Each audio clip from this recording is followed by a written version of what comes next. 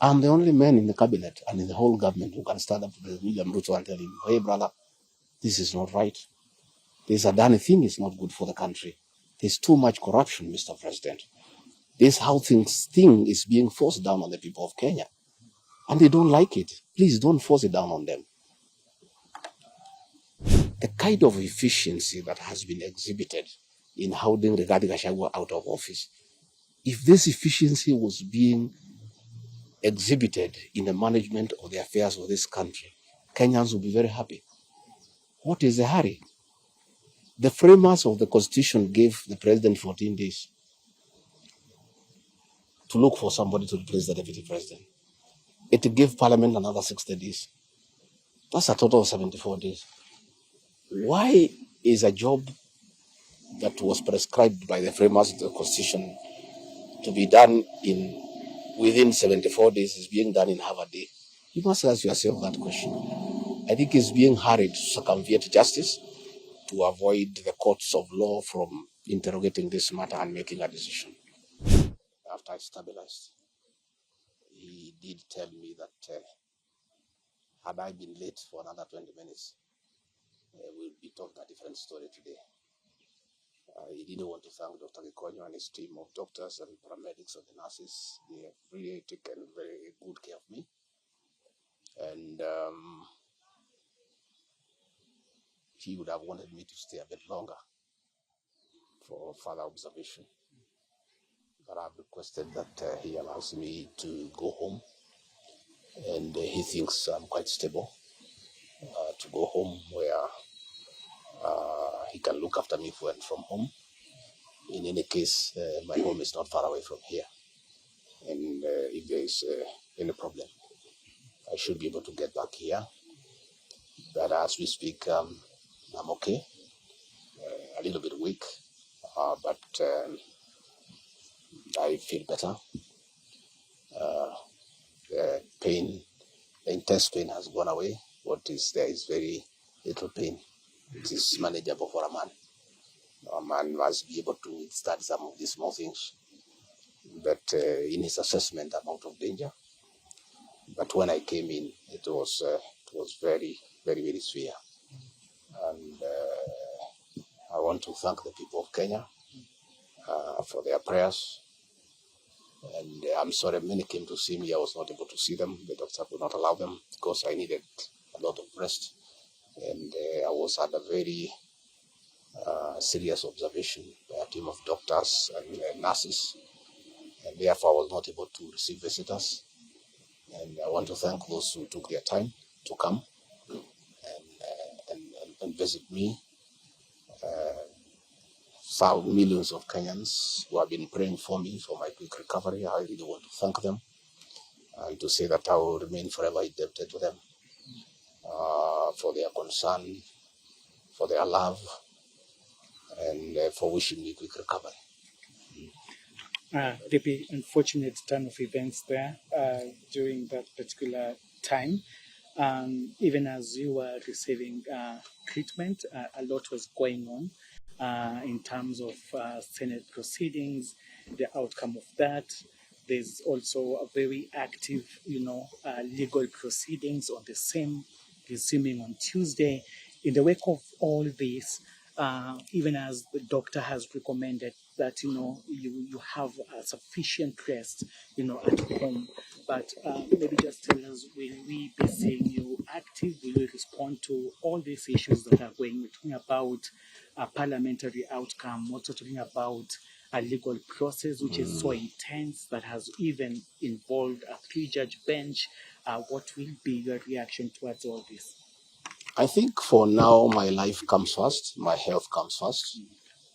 It's unfortunate that when I was here in hospital, my brother and friend, President William Ruto, ordered for the withdrawal of my security from the hospital here. I've been here alone without a single officer looking after me. He ordered the withdrawal of security guards in my rural home in Nyeri, in my private home here in Karen. And all officers who are close to me were disarmed and given a warning that they should not be anywhere near me. I didn't know President William Ruto can be that vicious. I'm shocked by how vicious a man I helped to be president, a man that I believed in, a man that I was persecuted when supporting him, could so be so vicious against me when I'm literally fighting for my life in hospital. How cruel can a man be? You know, as we speak today, the Deputy President of the Republic of Kenya, Rigathi Gachagua, has no single security officer around him. He's alone. And I am aware that a judge seated in Kirogoya, another one seated in Milimani, gave conservatory orders staying the proceedings of the Senate, which effectively means I'm Deputy President. But the President,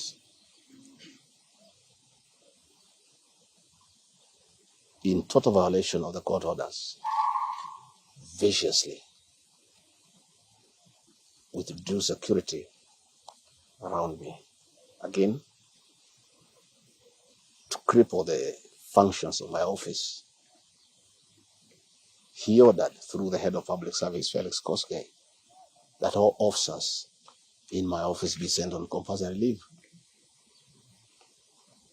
Last night, all vehicles assigned to officers who work under me were impounded to cripple the office of the Deputy President. I don't understand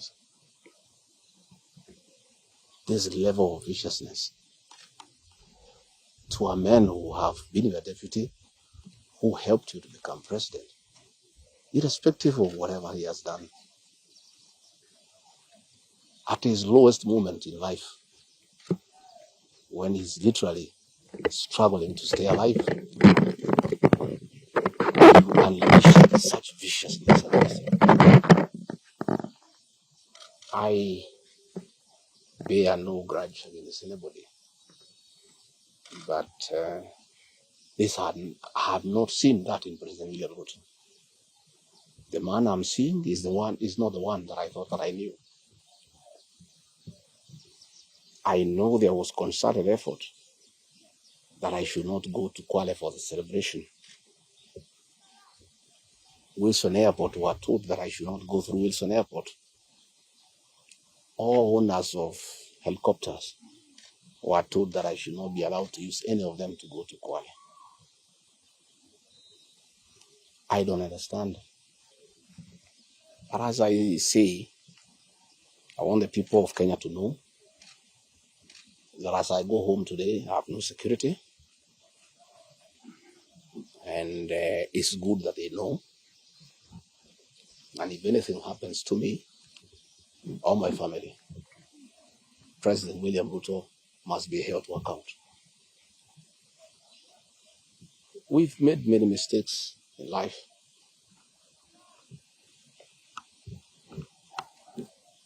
And we keep on learning. I trusted President William Ruto. The people of the region where I come from, the Mount Kenya region, trusted him. In fact, as we were preparing to go to office, nobody else trusted him. Musalia Mudavadi demanded that they must sign an MOU with him, which they did. Moses Wetangula demanded that they must sign an MOU with him, which they did. Amason Kingi demanded the same. Alfred Mutua, everybody else. I'm the only man who trusted him. Verbally, because we are Christians. We used to go to church together. And as a Christian, I believed a fellow Christian. But he would never betray me or my people. For the last 1 year, it's been very difficult for me. But I'm a very persevering man, very enduring. And what happened on Thursday is a culmination of continuous persecution and stress for a year. And when I look at it, probably it is history repeating itself. that President William Ruto wanted to take me the route President Daniel Moi took Kenneth Matiba. He pushed Matiba up to getting a stroke and eventually dying. When I look to what the president is doing to me, especially now when I'm in hospital, crippling me, treating me like an animal, I think he wanted to take me the Matiba route. But God is gracious. It didn't happen that way. I hear many of his people are calling here asking whether I'm dead, whether I'll survive, whether I'll recover. They were celebrating. It's the most unfortunate thing that has ever happened in this country. That you can be so vicious to a man who helped you to be president. And the crime of this man, telling you the truth, don't evict people without compensation, Mr. President. Mr. President, don't overtax people. You are killing them, you are killing their businesses. Don't force a housing program on people. If people do not want these houses, don't force them. My only problem with the president is just being truthful because nobody else can tell him. The framers of the 2010 Constitution wanted a deputy president who is elected as a buffer who can stand for the people. The charity we are being treated for, two, is get rid of an elected deputy president and appoint a control freak. A fellow you appoint who cannot ask a question, who cannot say anything. And I'm sure if they succeed, he'll be asked to sign an undated resignation letter so that in case he starts asking questions, he can just be told to resign. But the framers of the 2010 Constitution were very clear in their mind why they wanted a deputy president who is elected. I'm the only man in the cabinet and in the whole government who can stand up to President William Ruto and tell him, hey, brother, this is not right. This Adani thing is not good for the country. There's too much corruption, Mr. President. This how thing is being forced down on the people of Kenya. And they don't like it. Please don't force it down on them.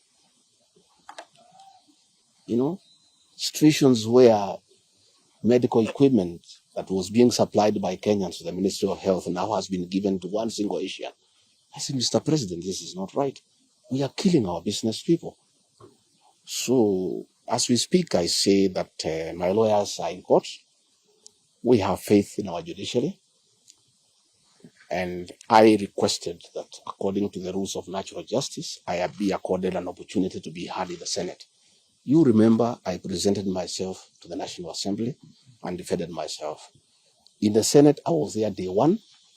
And even when the Speaker asked me to sit down to listen to the charges, I decided to stand up to face my accusers.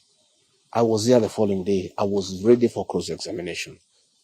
The 11 counts is nothing but malice and fiction. It was a political game by the president to get rid of me. And looking at it, I don't think the president had any intention of ever working with me.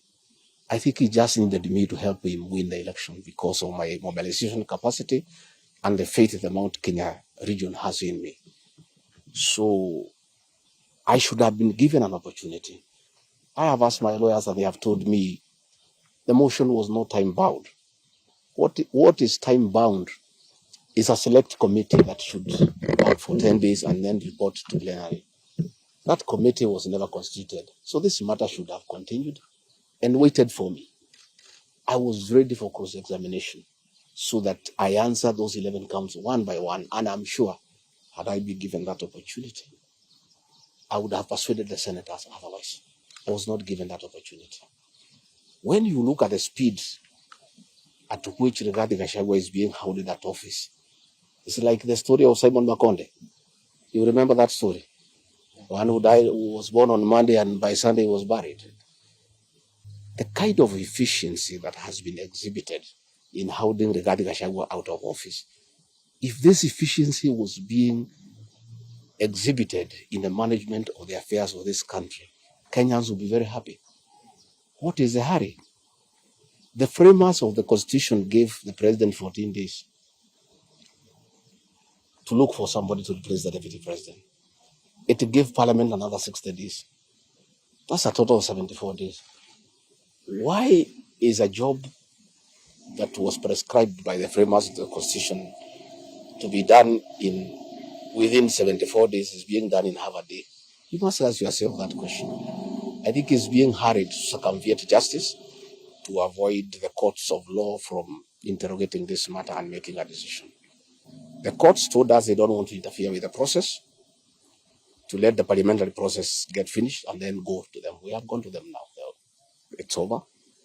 The courts will interrogate the process and make a determination. But I ask, let the president obey court orders. Through a court order, Rigathi Gachagua is deputy president. Why doesn't he have cars? Why doesn't he have security? Why has his office been made dysfunctional? I think it's very important. But finally, I want to tell the people of Kenya that I don't feel safe. And for the first time, let me say that on 30th of August in Kisumu, undercover security agents entered my room in Kisumu and bagged it. And one of them tried to poison my food. But we detected it and we were able to escape the scheme. I was supposed to be killed through poisoning. On 3rd of September in Nyeri, another team from the National Intelligence Service came to Nyeri and tried to poison food that was meant for me and Kikuyu Council of Elders. I did report this matter to the National Intelligence Service and the officers who were assigned to my office. I asked them to leave because I felt I was not safe. After the 2 attempts to assassinate me through food poisoning failed, it is when this impeachment motion was hatched. When my security was withdrawn here, officers from the National Intelligence Service have been hovering in every room, in every compound here, to an extent that I had to call my wife and my children to come and stay in my room, just in case they get entry to my room or compromise the people who are treating me. So Rigathi Gachagua and his family feel very exposed because these people have tried to kill us before. They have now tried to get us out of office. So I asked President William RUTO, my brother, I helped you to be president. Leave me alone. Leave my children alone. Do whatever you want, but let me live. Let me look after my children. You can do whatever you want with the country, but allow me to live. Because I was there for you when you needed somebody to be there for you. When you were in trouble and you needed a man who could stand with you, I stood with you, with my family. You have paid us in kind by being so cruel and vicious against us. We are simple people. We are a very small family. Let us be. Do whatever you want, but please, Mr. President, I beg you, don't kill us. Don't kill my children. You have caused me enough pain for the last 1 year. Please leave me alone. Let me be. God will take care of me. I don't have to have security. I don't have to have drivers. I don't have to have cars. Please allow me to have my peace, if nothing else. And remember, I was there for you when you needed a man to be there for you. Let the courts of law uphold and protect our Constitution. I ask the Chief Justice, Martha Koome, to live true to the fidelity of our Constitution, to make sure that this is a country of the rule of law, to allow the court process to take place and ensure that this process is not nugatory. There are orders asking that Rigathi Gachagua remain in office until this matter is heard and determined. Let it be. Thank you very much. Yeah, just a call, please. I don't want to say. What's wrong with you?